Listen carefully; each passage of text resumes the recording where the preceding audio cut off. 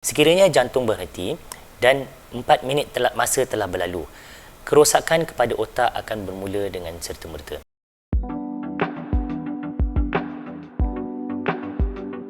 Saya ingin memperkenalkan inisiatif MyRescue yang dipelopori oleh Mesti Melaya dan rakan kolaborator di luar sana.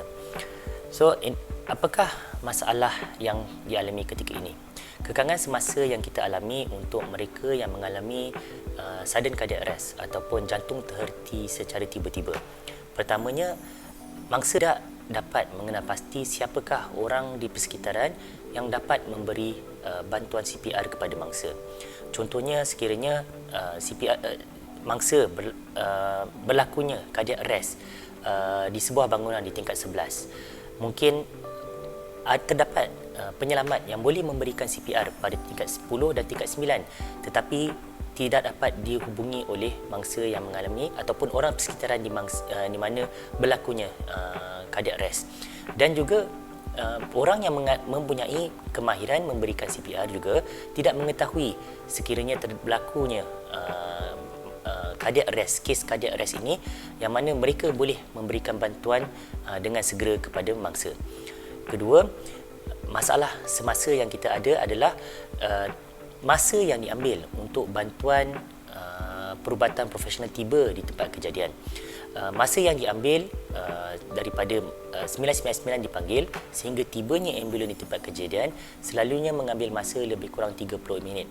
Dan ini adalah masa yang cukup panjang untuk komplikasi berlaku kepada mangsa cardiac arrest sekiranya ianya berlaku. Dan masalah ketiga adalah lokasi AED, yang mana kita tidak mengetahui lokasi AED semasa yang terdekat dengan kita.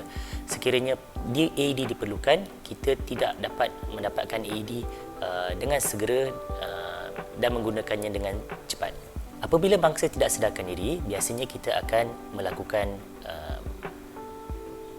memeriksa mangsa, pastikan keadaan selamat, periksa mangsa sama ada mangsa sedarkan diri atau tidak, panggil 999 dan dapatkan AED, kemudian lihat sama ada mangsa tidak bernafas dan tidak mempunyai nadi, dan kemudiannya mulakan CPR.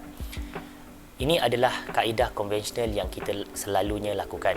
Sekiranya jantung berhenti dan 4 minit masa telah berlalu, kerosakan kepada otak akan bermula dengan serta-merta.